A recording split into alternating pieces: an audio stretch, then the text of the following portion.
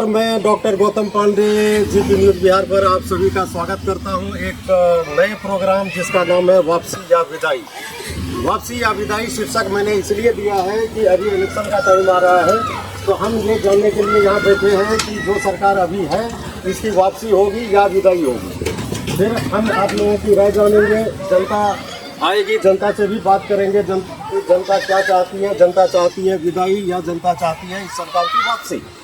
तो आज हम जो बात करने वाले हैं, तो इसमें सबसे पहले हम अपने मेहमानों से आप लोगों का परिचय करवा दें। हमारे साथ हैं निर्मल कुमार उर्फ बुलबुल यादव, कांग्रेस समर्थित जाप सांसद कार्यकारिणी अध्यक्ष पूर्णिया के हैं। जी नमस्कार। दिलीप कुमार यादव, जिला सचिव राष्ट्रीय जनता दल। करण यादव, छात्र संघ अध्यक्ष जाप। अमरनाथ उपाध्याय, जन स्वराज पार्टी पर्यवेक्षक संस्थापक सदस्य। रुपेश सिन्हा, भाजपा बीजेपी से। शशि कुमार मिट्ठू, समाज सेवी हैं। अजय कुमार बीजेपी से है। संगम यादव, जाप नेता। नीरज कांति, जन स्वराज। आप सभी का हमारे इस कार्यक्रम में बहुत बहुत स्वागत है। और हम यहाँ पर ये जानने के लिए बैठे हैं कि आपकी सरकार, जो भी वर्तमान सरकार है, इस सरकार ने बिहार के लिए क्या कुछ किया है, और आगामी चुनाव में अगर आपकी सरकार बनती है तो आप यहाँ की जनता के लिए क्या करेंगे, क्या विशेष आप करेंगे। हर एक आदमी के लिए 2-2 मिनट का टाइम मिलेगा आपकी पार्टी का अपना पक्ष रखने के लिए। इसमें आरोप प्रत्यारोप नहीं होगा किसी के ऊपर। आरोप प्रत्यारोप के लिए आपको समय मिलेगा। लेकिन सबसे पहले हम आते हैं अमरनाथ उपाध्याय जी के पास। अमरनाथ उपाध्याय जी, आप ये बताएं कि आपकी पार्टी अगर सरकार बनाती है बिहार में इस बार, तो आप बिहार की जनता के लिए क्या खास करने वाले हैं? सिर्फ अपनी सबसे पहले तो मैं आपके न्यूज़ चैनल से पूरे पूर्णिया वासी, पूरे बिहार वासियों को धन्यवाद देना चाहता हूं कि आपने ये समय निकाल कर बिहार में वापसी या परिवर्तन की बात के लिए पब्लिक तक आया। बहुत बहुत धन्यवाद आपको। और मैं जनस्वराज की तरफ से ये कहना आश्वस्त करा देना चाहूँगा कि पहली पार्टी ये है जो पूरे बिहार में 243 विधानसभा पर सीट लड़ेगी, और जिसमें किसी तरह से गठबंधन किसी से नहीं होगा। और आपने पूछा बड़ी माकूल सवाल कि यदि मेरी सरकार बनती है तो हम क्या करेंगे। जो 50,000 करोड़ 1 से 5 वर्ग के विद्यार्थी पर खिचड़ी खिलाया जाता है, वो खिचड़ी योजना बंद होकर उस 1 से 5 वर्ष के बच्चों को प्राइवेट स्कूल में पढ़ाया जाएगा, और वो पैसा प्राइवेट स्कूल को तत्काल दिया जाएगा, क्योंकि इंफ्रास्ट्रक्चर डेवलप करने में समय लगेगा। ये है। और है कि किसान को ऐसी खेती करे जो किसान को पैसा अधिक से अधिक मिले, और पलायन बंद हो। रोजी रोजगार प्रखंड स्तर से लेके जिला स्तर पर कारखाना लगे, और उसका मतलब 10 से 15,000 की नौकरी यहाँ मिले, जो पलायन बंद हो। सबसे बड़ी मुद्दा है, यही हमारे सरकार का संकल्प। बहुत बहुत धन्यवाद आपका। अगर आपकी सरकार बनती है दोबारा से, तो आप बिहार की जनता के लिए क्या खास करेंगे जो अभी वर्तमान सरकार नहीं कर पा रही है, लेकिन आप अपनी पार्टी का पक्ष रखिए। देखिए सर, सबसे तो बिहार में सबसे ज़्यादा पलायन का काम हो रहा है, बहुत बड़ी बेरोजगारी है। हम रोजगार देने का काम करेंगे। हम पहले भी 17 महीना में सरकार में थे और रोजगार दिए थे, जो वादा किए वो पूरा किए। जो मेरा अधूरा काम बचा हुआ है, हम सरकार में आते ही वो पूरा करेंगे। दूसरी बात, जो महिलाओं को हम 1500 रुपया का वृद्धा पेंशन जो हमने कहा है देंगे, 1500 रुपया करेंगे, 400 रुपया से 1500 रुपया करेंगे। उसके बाद 2500 रुपया प्रत्येक बहन को दिया जाएगा। और हमारी जो सरकार बनेगी उसके बाद हम लोग सभी लोगों को, सभी जाति धर्म के लोगों को एक साथ जोड़ने का काम करेंगे, और जोड़ भी रहे हैं। यहाँ पर विशेष करके बिहार में जाति धर्म की लड़ाई चल रहा है, और हम लोग इसको समाप्त करें, क्योंकि बिहार में दंगाई पार्टी घुस चुका है। दंगाई पार्टी बहुत ज़्यादा उभर चुका है, उसको हम लोग समाप्त करने का काम करें। बहुत बहुत धन्यवाद आपका। आपका इसमें क्या योगदान होगा अगर आपकी सरकार बनती है, तो कांग्रेस का क्या योगदान होगा? कांग्रेस पुरानी पार्टी है, अभी तक इंडिया में जो भी योजना लागू हुआ है उन्हीं का देन है। उन्हीं का जो है कोई भी पार्टी आती है बाद में नामांकन जो है चेंज कर देता है, लेकिन योजना वही रह जाती है। तो सारे कांग्रेसी का भी देन है, जितना भी सारा योजना अभी सर खातर पर चल रही है। और जितने भी विकास के काम कर रहे हैं और उसी रास्ते से हो रहा है। कोई भी पार्टी आके बाद में अगर कहती है कि हम ये करेंगे वो करेंगे, वो सारे कांग्रेस के ही रास्ते से कर रहे हैं। और अभी हमारी सरकार बनती है आरजेडी के सहयोग से, तो इसमें भी अन्य पार्टी जो वादा करती है कि हम ये करेंगे, हम वो करेंगे, हम बेरोजगारी दूर करेंगे, उस पर तो हमारी पार्टी पहले भी काम कर चुकी है और अभी भी करेगी और बाद में भी करती रहेगी। तो सबसे बड़ी जो मुद्दा अभी स्थानीय मुद्दा है, बेरोजगारी है, पलायन है, तो ये तो हम लोगों के एजेंडा में है ही, हम लोग भी करेंगे। हम लोगों के ही एजेंडा को देख करके अन्य पार्टी भी एजेंडा तैयार किया है, तो हम लोग पहले से इसमें सक्रिय हैं और करेंगे और विकास का काम करेंगे। जो स्थानीय मुद्दे हैं और बिहार के मुद्दे हैं और भारतीय स्तर पर जो राष्ट्रीय स्तर पर मुद्दे हैं, उनका भी समाधान सबसे आगे हुआ है। जी बहुत बहुत धन्यवाद। करण यादव जी, आप छात्र संघ के अध्यक्ष हैं जाप से, तो आप अपनी पार्टी के बारे में बताइए कि आपकी पार्टी अगर सत्ता में आती है, बेशक गठबंधन में हो या जैसे भी हो, तो आपकी पार्टी क्या करेगी यहाँ की जनता के लिए? देखिए, सबसे पहला बात है कि अभी जो वर्तमान में मुद्दा है वो शिक्षा का है। आप शिक्षा जो है ना, वो भारत की रीढ़ है। अभी आप देख लीजिए, जो भी यहाँ के मंत्री विधायक हैं, उनके बाल बच्चा बढ़िया स्कूल में पढ़ता है, और जो किसान वर्ग के लोग हैं, जिसके घर जो गरीब तबके के लोग हैं, उसका बाल बच्चा सरकारी स्कूल में। शिक्षा जो है सरकारी स्कूल में ऐसा तय किया जाए जो कि प्राइवेट से भी अच्छी हो, ठीक है, जो नेता के भी बाल बच्चा इसमें पढ़ाई करे। पलायन है, रोजगार है। बहुत बहुत धन्यवाद। बिहार की जनता के लिए क्या विशेष करें? आपके लिए खास करके विशेष क्योंकि आपकी सरकार ऑलरेडी यहाँ पर है। हमारी डबल इंजन की सरकार है और एनडीए की सरकार है, और विकास हो रहा है, जो भी बचा हुआ है, और आगे विकास होगी। धन्यवाद जी, बहुत बहुत धन्यवाद। अजय कुमार जी, आप जरा बताएं, इनके आगे कुछ जोड़ेंगे? इनके बाद से हम सहमत। अच्छा, इनके बाद से आप सहमत हैं। बहुत बहुत धन्यवाद आपका। हमारे नेता माननीय तेजस्वी प्रसाद यादव जी 2022 में वो उप मुख्यमंत्री बने थे नीतीश जी के सरकार में। उससे पहले 2020 में उन्होंने अपना जो भी एजेंडा, जिस भी बातों पे बात रखा था कि हम 10 लाख सरकारी नौकरी युवाओं को देंगे, रोजगार देंगे, पलायन को रोकेंगे, जो है जातिगत जनगणना करवाएंगे, तो उन्होंने सभी चीज़ों को लेकर के उप मुख्यमंत्री रहते हुए अपने पक्ष को रखा। और उन्होंने 17 महीने के अल्प सरकार में जो है उन्होंने 5 लाख नौकरियां दी, 3.5 लाख नौकरियां को प्रक्रियाधीन करवाया। जो वृद्ध लोग हैं, मैं अपनी बात रख रहा हूँ, मैं अपनी पार्टी अभी नई सरकार अगर बनती है तो क्या जो नई सरकार बन रही है उसमें सबसे बड़ी हमारी लड़ाई जो होगी वो बेरोजगारों से होगी, कि बेरोजगारों को रोजगार दिया जाए, बिहार से पलायन ना हो, बिहार को विशेष राज्य का दर्जा मिले, बिहार को विशेष पैकेज मिले। जो हमारे राज्य के गरीब हैं, शोषित हैं, वंचित हैं, जो ठेला चलाने वाले हैं, उन लोगों को अग्रणी सीढ़ी पर ला करके खड़ा करे, ताकि जब हक और अधिकार की बात हो तो वो भी बराबर के हक और अधिकार की बात करे। लोग बोलते हैं 9वीं फेल, वो 9वीं फेल नहीं, 9वीं पास है। तो उनकी जो सबसे बड़ी जो विजन है वो बिहार की शिक्षा व्यवस्था को लेकर के है, कि जो शिक्षा व्यवस्था पिछले 15 से 20 सालों में जो बिहार का जो रूप हुआ करता था, बिहार से जो IITian निकलते थे, जो डॉक्टर्स निकलते थे, जो आप जानते हैं कि पूरे देश में बिहार से सबसे ज़्यादा IAS IPS जाने वाले लोग हैं। मेरे पास समय है, मैं समय देख रहा हूँ। तो जो शिक्षा व्यवस्था है उन पर एक ऐसा ध्यान आकृष्ट किया जाए कि जो लोग अंतिम श्रेणी में है वो लोग मुख्य पटल पर आए। आज जो है हमारे नेता प्रशांत किशोर जी जिस पलायन की बात करते हैं, तो आज सबसे बड़ा मुद्दा जो बिहार का बना है हर एक पार्टी का, वो हमारे पार्टी के नेता का देन है, उस मुद्दा को उठाए। आज ये लोग 35 साल से सरकार में, लेकिन मुद्दा की ही बात करूँ, बस जो मेरा मुद्दा है वही सबसे बड़ा मुद्दा आज बिहार का बना है। इसके लिए मैं अपने नेता को बहुत बहुत बधाई देना चाहता हूँ।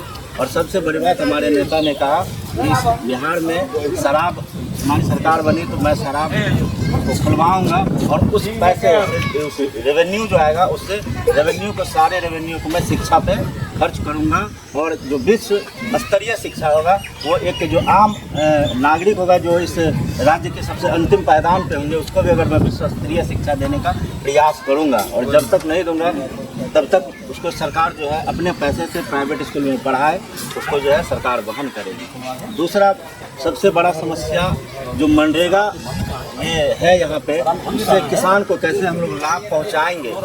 मनरेगा के पैसा जो लूट खसोट होता है, अगर किसान नगदी फसल करेंगे तो मनरेगा के माध्यम से किसानों को जो मजदूर मुहैया कराया जाएगा और किसान को उससे जो है सहायता भी होगी और मजदूरों का काम भी, यहाँ रोजगार मिलेगा, जिससे कि पलायन रुकेगा।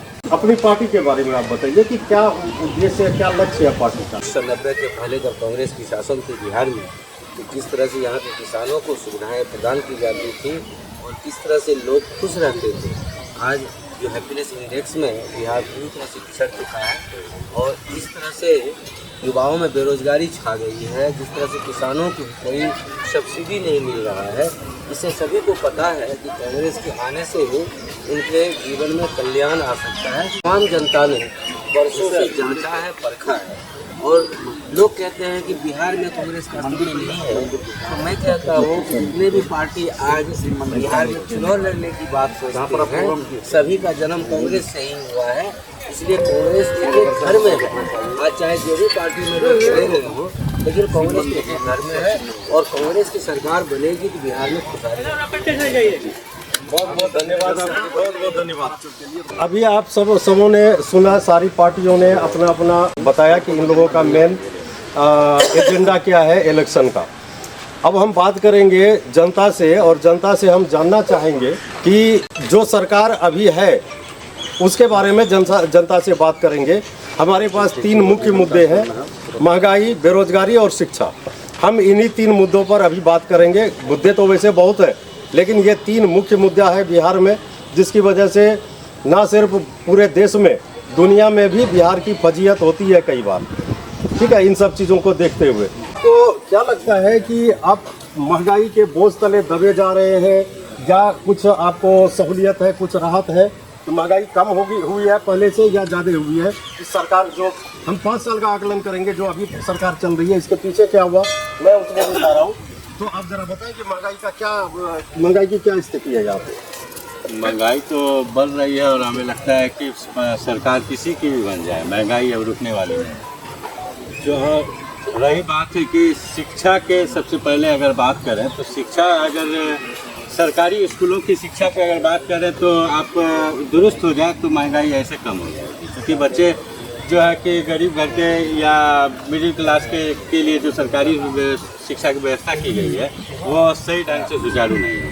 हम अपने वार्ड की बात कर रहे हैं, अपने हाउसिंग कॉलोनी जो कि नगर निगम के 1 किलोमीटर के दायरे में आता है, जिला पदाधिकारी के कार्यालय के 1 किलोमीटर के रेडियस में आता है। यहाँ पे एक प्राथमिक विद्यालय जो कि 2006 में निर्माण हुआ था, पेड़ के नीचे था, जो कि कुछ हम लोगों के सहयोग से वो टीम का बनाया गया, जो कि आज आधुनिक भारत होते हुए भी यहाँ पे अभी प्राथमिक विद्यालय टीन के छत के नीचे चल रही है।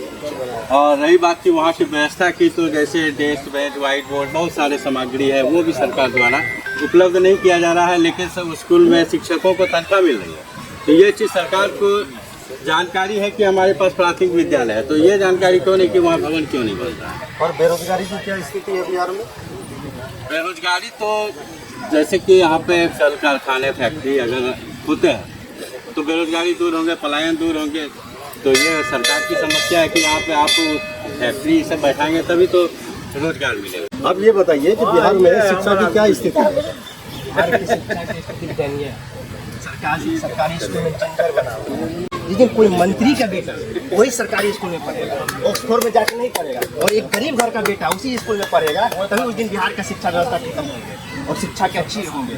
और सरकारी स्कूल की स्थिति देख लीजिए, जो जाके गांव में देखे कहीं भैंस बना हुआ रहता है, कभी घास काटने वाली रहती है। सरकारी स्कूल जब तक एक पदान पे नहीं लाइएगा, हर समाज को एक तरह नहीं, मंत्री के बेटा भी पढ़ेंगे वही स्कूल में, मुख्यमंत्री के बेटा भी पढ़ेंगे वही स्कूल में, और एक आम किसान का बेटा भी पढ़ेंगे उस स्कूल में, तो तभी नहीं शिक्षा व्यवस्था करेंगे। बेरोजगारी तो हमारे बिहार में 55% युवाओं की संख्या है, और हमारी बिहार में कोई एक फैक्ट्री नहीं है। बिहार के युवाओं दर दर ठोकर खा के पंजाब, गुजरात, राजस्थान, महाराष्ट्र में गाली सुनने का काम करते हैं। बिहार के नेताओं आते हैं और बोलते हैं कि हम रोजगार देंगे, बेरोजगारी हटाएंगे, कहीं कोई फैक्ट्री नहीं लगवाते हैं, और 5 साल वही में निपट जाते हैं। महंगाई ऐसा तो कुछ नहीं बहुत है। अच्छा लग रहा है नहीं आपको? नहीं, ऐसा शिक्षा हर स्कूल में मिल रहा है, दिया जा रहा है, ऐसा कोई चीज़ कमी नहीं है बिहार सरकार की ओर से। ये जवाब नहीं होगा भाई। इनके बात पर मेरा थोड़ा हम यह जानना चाहते हैं कि इनके यहाँ का बाल बच्चा सरकारी स्कूल में पढ़ रहा है कि प्राइवेट स्कूल में? प्राइवेट नहीं स्कूल पढ़ रहा है, नहीं पढ़ रहा है, गलत बोल रहे हैं आप। आपके यहाँ जो है, सुन लीजिए, महंगाई की बात करें तो मोदी बीजेपी बड़का झूठा पार्टी है, इस देश का बीजेपी बड़का झूठा पार्टी है। आज बजा लीजिए, सुने आज बताते डबल इंजन की सरकार जो है, नहीं। आज राहुल गांधी को रोकने का प्रयास किया। अगर राहुल गांधी इस भारत में आते हैं तो तभी जन कल्याण होगा। रोजगार की बात हो, शिक्षा की बात हो, अगर किसान की बात हो, छात्र नौजवान की बात हो, तो वो सिर्फ राहुल गांधी के आने पर ही यहाँ का कल्याण हो सकता है, वरना कभी नहीं होगा। ये डबल इंजन की सरकार या बिहार की सरकार तो कोलैप्स कर देगी। बिहार की जो है नीतीश कुमार का तो भ्रष्ट बुद्धि हो गया है। सबसे पहले डबल इंजन की सरकार की पहली बार आजादी के बाद ऐसा हुआ है, ये बहुत बड़ा अपने आप में क्वेश्चन है बिहार वासियों के लिए, नौजवानों के लिए, ये तमाम साथियों के लिए। एक बार आप रिजल्ट देते हैं और दूसरी बार फिर उसको फेल करते हैं, ये कितनी बड़ी विडंबना है इस बिहार की। देखिए एक चीज बता देते हैं, पूर्णिया यूनिवर्सिटी पेट का रिजल्ट दिया है। आप बताइए बिहार में सरकार किसकी है? नीतीश कुमार की है। नीतीश कुमार की सरकार है। नीतीश कुमार की सरकार में भ्रष्टाचार बढ़ गया है और शिक्षा बढ़ गया है। शिक्षा का कोई महत्व नहीं रह गया है। रोज पलायन, बिहार के छात्र डिग्री लेके, पीजी, पीएचडी, अन्य सभी डिग्री लेके पंजाब, दिल्ली, हरियाणा विदेश जा रहे हैं काम करने के लिए। जरा सी भी उनको समझ नहीं है कि यहाँ के छात्रों को क्या चीज की आवश्यकता है। यहाँ के छात्रों को रोजगार की आवश्यकता है। आप रोजगार पे बात नहीं करते हैं, आप मंदिर मस्जिद पे बात करते हैं। आपका जो है नेता डबल इंजन कोलैप्स कर गए। यहाँ का ही जो है सरकार जब से बिहार में है, विकास हुआ है। मैं इनकी बातों से 200% सहमत हूँ कि विकास हुआ है भ्रष्टाचारियों का, विकास हुआ है बलात्कारियों का, विकास हुआ है बेईमानों का, और विकास हुआ इस देश में हरामखोरों का। डबल इंजन की सरकार में बिहार जो बर्बाद हुई है, इससे पहले कभी नहीं हुई थी इतनी बर्बाद। हर तरफ बर्बादी, और सबसे बड़ा दुर्भाग्य है इस देश का कि मैं कहता हूँ कि निर्लज्जता के सबसे बड़े पराकाष्ठा पर यदि कोई बैठा हुआ है तो भाजपा और भाजपा समर्थक। क्योंकि हर उन भ्रष्टाचारी और बलात्कारी जिसके ऊपर भाजपा ने ही पहले प्रश्न चिन्ह उठाया, और जैसे ही वो भाजपा में आया वह सदाचारी बन गया, और हमारे समर्थक भाई उनका ताशा पीटने लगे। इससे बड़ी निर्लज्जता हो नहीं सकती। इससे पहले हमारे भाई साहब ने कहा कि मैंने 5 लाख लोगों को रोजगार दिया। ये आज डोमिसाइल नीति लाने की क्या आवश्यकता नहीं थी। जो यूपी के आदमी, मध्य प्रदेश के आदमी, अन्य राज्यों का आदमी आके यहाँ शिक्षक बन रहे हैं। यहाँ युवा अनपढ़ बेरोजगार बैठे हुए हैं, जिसको नौकरी की आस में पड़ा हुआ है। लेकिन हमारे मुख्यमंत्री जी को बनना था क्या? प्रधानमंत्री का सपना था, जिसके लिए उन्होंने डोमिसाइल नीति को खत्म किया और यूपी, मध्य प्रदेश, अन्य राज्यों के बच्चों को यहाँ वैकेंसी में भर्ती करके उसको नौकरी देने का काम किया। ये 5 लाख कैसी नौकरी, मैं जानना चाहता हूँ। डोमिसाइल नीति का रिटर्न स्टेटमेंट 17 महीने की सरकार में तेजी जी का रिटर्न स्टेटमेंट सीएमओ ऑफिस भेजा गया था कि डोमिसाइल नीति को इसमें इफेक्ट नहीं किया जाना चाहिए, सिर्फ बिहार के लोगों को ही नौकरी मिलनी चाहिए। तो हमारे मुख्यमंत्री जी ने नेता के पास ये डिमांड रख दिया था कि अगर आप ये करेंगे तो ही हम आपके बात से सहमत होंगे, इसलिए डोमिसाइल नीति लाया गया।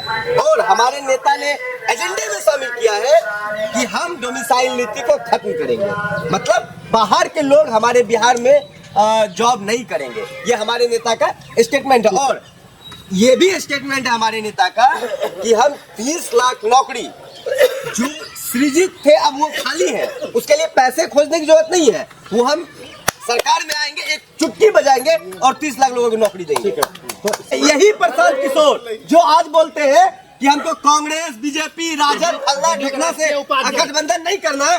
यही प्रशांत किशोर मोदी जी का चुनाव कैंपेनिंग किए, यही प्रशांत किशोर नीतीश कुमार का चुनाव कैंपेनिंग किए, क्या नहीं किए? क्या प्रोफेशनल क्या होता है? समाज सेवा में प्रोफेशनल क्या होता है? समाज सेवा पहले वो ये कार्य करते थे, वो बाहर में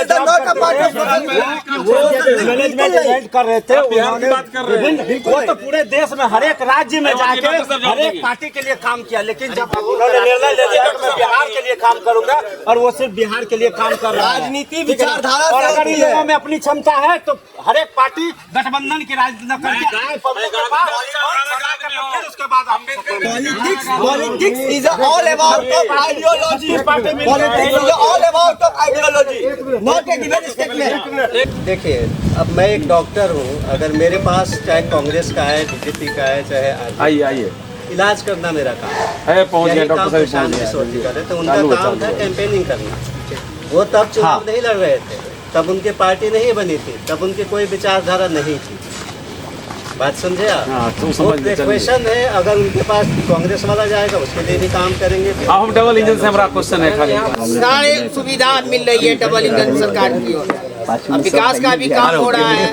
बस और क्या पहले नहीं थी महंगाई, आज महंगाई है तो महंगाई हो गई। करना चाह रहा था इसलिए यहाँ खींच। इसलिए मैं ये कहना चाहता हूँ कि 94 लाख लोगों का जो उन्होंने बोला कि मैं 2-2 लाख रुपया करके अभी दूंगा, जो बिलो द पॉवर्टी लाइफ है, बीपीएल से नीचे है, जो 94 लाख व्यक्तियों को, क्या उन्होंने 94 लाख व्यक्तियों को एक आदमी को भी 2 लाख का मदद दिया? दूसरी क्वेश्चन, उन्होंने बोला दलित महादलित जिसको जमीन नहीं है उसको मैं 3 डिसमिल जमीन खरीद के भी दूंगा। अगर नहीं 3,64,000 को उन्होंने पर्चा बांटा, 1,24,312 आदमी को पोजीशन मिला, बाकी आदमी पोजीशन विहीन है। और जब अभी बिहार के मदद से देश की सरकार चल रही है, हमारे माननीय नीतीश जी की सरकार से देश चल रही है। आज नीतीश जी जो चाहते वो मिलता, हमारे राज्य को विशेष राज्य मिलता, जो भी बोलते पैकेज मिलता, पढ़ाई का अच्छा संसाधन मिलता। लेकिन उन्होंने क्या कहा, कुर्सी हमको रहने दीजिए बिहार में और आप मोदी जी जो कीजिए। देखिए, बिहार का मेन मुद्दा ये है कि शिक्षा, बीजेपी हो या कांग्रेस हो या आरजेडी जेडी, उनके लिए शिक्षा कोई मुद्दा ही नहीं है। 3-4 ही चीज़ है। बीजेपी वाले डराएंगे मुसलमानों को और जो आरजेडी डराएगी बीजेपी से, यही मुद्दा है। मेन मुद्दा इसी पे चुनाव हो रहा है पिछले 30 साल से। तो विकास कहाँ से होगा? अब ये मुद्दा है, ये तो जनता को समझना पड़ेगा ना। ये पहले आप जदयू में थे, आप जदयू में थे, आप तो बहुत बड़ा वादा किए थे बिहार में, क्या मिला बिहार में? डबल इंजन की सरकार, डबल लूट, डबल कमीशन, यही हो रहा। भ्रष्टाचारी कहाँ नहीं भ्रष्टाचारी हो रहा है? सामने में देखिए, यहाँ निर्माण हो रहा है, वहाँ मिट्टी भरा हुआ है गिट्टी में। ये निर्माण में सरकार के रीजन में क्या हो रहा है? संवेदक से पूछा जा रहा है, संवेदक कह रहा है 40% तो विधायक कमीशन लेते हैं। बताइए कहाँ से विकास होगा? और हम कहते हैं जनसुराज पार्टी को, हमने 17 महीने के शासन काल में हमने जो वादा किया था 2020 में, हमारे तेजस्वी जी वादा किए थे, और 17 महीने के कार्यकाल में हम सरकारी 5 लाख सरकारी नौकरी देने का काम किया, चाहे यूपी का हो या मध्य प्रदेश। और यूपी मध्य प्रदेश की बात नहीं है, जहाँ का भी हो, लेकिन हमने जो वादा किया था वो पूरा किया था। और बाकी जो हम सत्ता लाने के बाद हमारी सरकार आएगी, हम जितना वादा किए थे पूरा करेंगे। ये लोग घोटालेबाज हैं, 56 घोटाले के चलते 56 सिन्हा वाले से डर गए हैं और उनके साथ मिले हुए हैं। एक कांग्रेस पार्टी है जो महंगाई को कंट्रोल कर सकती है, पहले भी इसका प्रयोग हो चुका है और कंट्रोल किया है। बाकी जितने भी सरकार आएगी वो महंगाई उसके बस की बात नहीं है।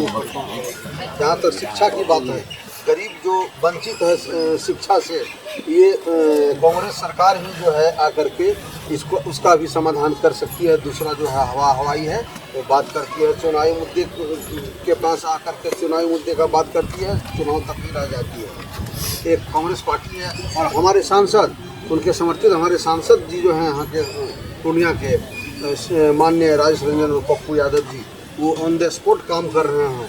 और जो भी उनके मैंने गरीबों के मसीहा कहे जाने वाले, और आज न्यूज़ चैनल या जो भी मीडिया और समक्ष सब समाज यहाँ का जनता देख रही है, वो किसी से स्पोर्ट काम करती है, इसी ढंग का पूरे भारत में ऑन द स्पॉट काम होना चाहिए। कर तो आप फिर तो बोलते ब्लॉक में नाम को चेंज करने के लिए इतना पैसा लेता, कितना दुर्भाग्य है। और मैं बताऊं, ये इसीलिए हम लोगों के देश में कहावत है 100 में 80 बेईमान फिर भी हमारा देश महान। सांसद क्या आप देश के प्रधानमंत्री हैं कि पूरे देश का समस्या हल कर रहे हैं, या बिहार के मुख्यमंत्री हैं कि पूरे बिहार का समस्या हल करें? वो पूर्णिया के वर्तमान सांसद है, उनको पूर्णिया का देखना चाहिए कि पूरे बिहार का देखना चाहिए कि पूरे भारत का देखना चाहिए। पहले तो यहाँ वो चले जा रहे हैं बाहर विदेश, इसका मतलब थोड़ी है वो क्या है, विश्व गुरु है।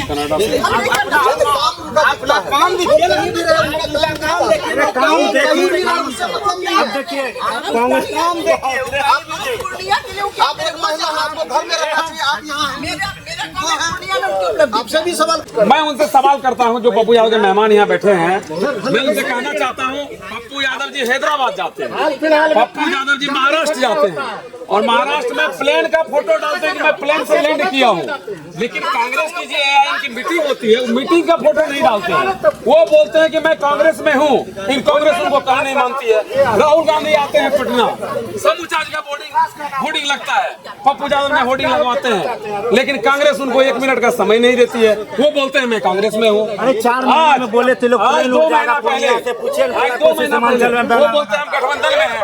एक तरफ जब जिला स्कूल में कार्यक्रम हो रही है इत्तेहार पार्टी, उसी दिन पप्पू यादव कर रहे हैं, और उसी दिन तेजस्वी यादव जी डगरवा में कर रहे हैं। तो मैं पूछना चाहता हूँ कांग्रेस के साथी से और हमारे वर्तमान सांसद प्रतिनिधि से कि आखिर सांसद जी किस तरह से कांग्रेस में है। पहले जनसुराज बीजेपी जदयू आरजेडी कोई गया था, सबसे पहले बच्चा मर गया था जल के। बीजेपी आपकी पार्टी गई थी, माननीय संसद। बीजेपी उनकी पार्टी नहीं है,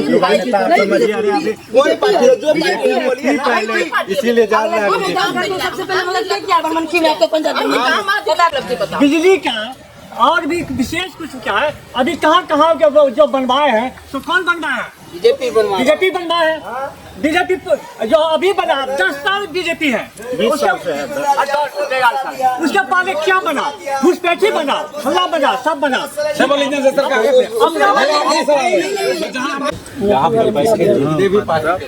अध्यक्ष छात्र के बारे में, पब्लिक की समस्या के बारे में कभी एक भी आंदोलन किए हो तो बता दीजिए। सिर्फ माइक पे आकर ये कह दे कि हमने ये किया वो माइक पे करने से नहीं होगा। अच्छा, जितने भी चाहे जन स्वराज हो, चाहे राजद जन स्वराज से 6 महीना पहले आए चलिए आप नेतागिरी कर रहे हैं, नेता बनने से पहले आपको आंदोलन करना होगा। 1% मेडिकल में नकली दवाई मिलती है। पूर्णिया में अगर 1000 अल्ट्रासाउंड पैथोलॉजी है तो उसमें 50% फर्जी है। पूर्णिया सदर हॉस्पिटल में सबसे बुरी स्थिति में है इमरजेंसी वार्ड। जो आदमी इमरजेंसी वार्ड में चला जाए, वो जो बढ़िया आदमी है, जो अटेंडेंट जाता है साथ में, वो भी बीमार हो जाए। तो देखा कि हमने नेताओं से बात करी, जो नेता अभी सरकार में है, जो आने की उम्मीद लगाए बैठे हैं, उनसे बात की। जो भूतपूर्व नेता जो पार्टी की जो नेता है, उनसे भी बात की। इन लोगों ने अपने अपने विचार रखे, जनता से भी बात की। जनता के अपने विचार है, जनता की अपनी प्रॉब्लम है, अपनी समस्या है। तो इन लोगों का तो जो कहना है वो आप लोगों ने देख ही लिया। अब सवाल ये है कि जनता क्या तय करेगी आने वाले चुनाव में? वर्तमान सरकार की वापसी होगी या विदाई होगी, ये आप लोगों के हाथ में है, क्योंकि आप ही बिहार की ताकत है, आपकी बात ही बिहार की बात है। तो ये चीज़ आप लोगों को देखना होगा, सोच समझ के आपको अगली सरकार बनानी होगी। अगर आप तसल्ली में है, संतुष्ट है तो ठीक है, नहीं है तो भी ठीक है, वो आपका निर्णय होगा। इसी बात को लेकर मैं आप सभी मेहमानों को बहुत बहुत धन्यवाद देता हूं कि आप लोगों ने इस कार्यक्रम को सफल बनाया। हम इसी तरह फिर से बैठेंगे, किसी दिन कहीं और पर बैठेंगे और फिर इसी पर चर्चा करेंगे, और इसमें कुछ और भी मिलाएंगे, कुछ और भी पार्टियां शामिल होंगी इसमें। तो तब तक के लिए बहुत बहुत धन्यवाद। जय हिंद, जय बिहार।